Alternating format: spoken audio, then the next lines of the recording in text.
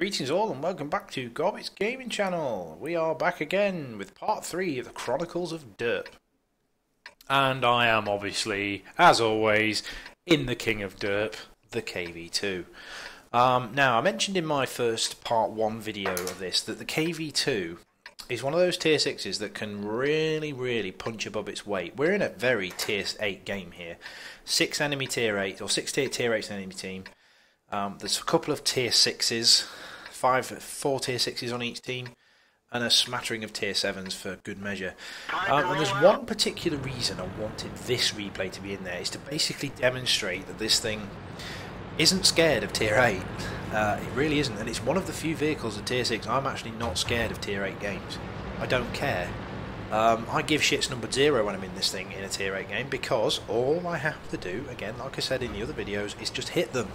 Alright, which isn't it sometimes can be an issue. In this particular case, I have to make my apologies to this enemy Hellcat. Now, I've slowed the replay right down. I'm about to show you now what .6 Russian accuracy really means. Look at the size of the aiming circle. Nice bit of lead. Boom. That kind of shit, when you've had a really crap day on World of Tanks, when every single noob team you've been in has let you down, that makes it all worthwhile. And the thing is, his Oppo, who's platooned with him, or not platooned with him, one of his teammates actually said that he actually found it quite funny. I actually say sorry to him, because it was actually a fluke shot. Massive fluke. That was RNG for the win, that was. I may even send that to RNG no comments. Yeah, no worries, he liked it. Says Radarian from the enemy team.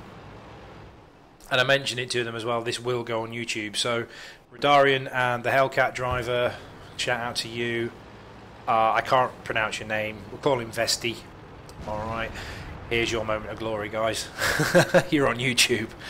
Right, so basically I decided to take the middle on this map after that amazing shot, and I'd managed to calm myself down. I think I actually whooped and hollered for a little while over TeamSpeak when that shot was made.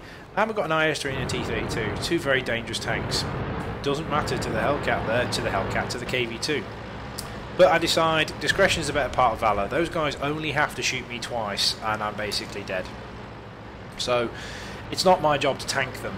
But there's an IS-3 there and a Tiger 2. I'm sure they can do whatever they need to do. So I decided to move around to this flank here. Well, I say this flank, this side of the hill. Now what you can do here is there's a couple of tank destroyers on the enemy team and a couple of new players who will more than likely be camping the base. You can actually get shots on them from here if you poke round. And Radarian subscribe, so welcome to the madhouse, bro. Alright, so this scout has to go. This scout will be proximity spotting me, which can be a problem. I cannot deal with proximity spots, so I'm asking Phoenix to take pot shots at him if you can try and kill him. But unfortunately, he doesn't manage it.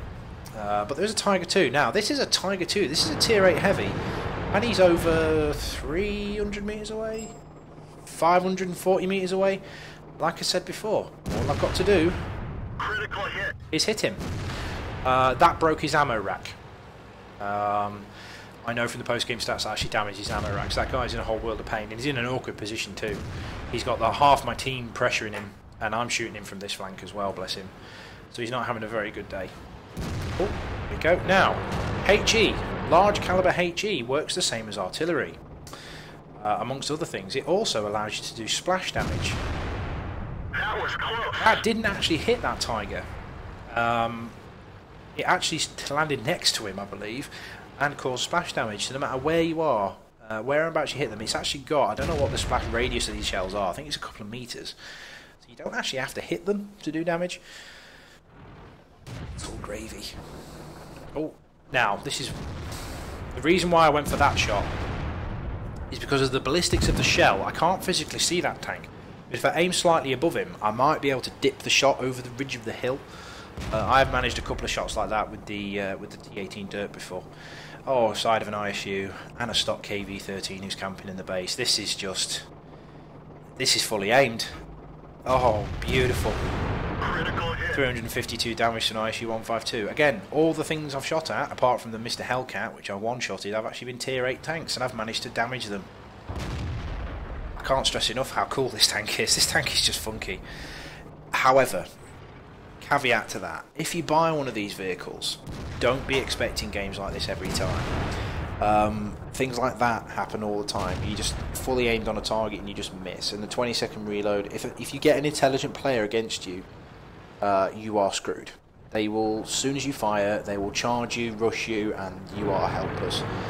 So you have to be in a platoon to use this tank effectively, in my personal opinion. So I'm just waiting to see if that ISU reappears, and then I realise he's actually dead. Because, you know, after the elation of the Hellcat kill, I'm not really paying much attention to anything. I'm giving chicks number 0. So I decided to push around to the hill. Now I make a mistake here. Now, over this hill was a T-32. Again, top tier, heavy tank, who from the front is very, very tough. He notices the threat, sees me crest the hill. All I have to do is hit him. I take 1 in return, 400 damage to a tier 8 tank, price of a couple of, well, 325 of my health. That's a good trade as far as I'm concerned. I'd make that trade every day.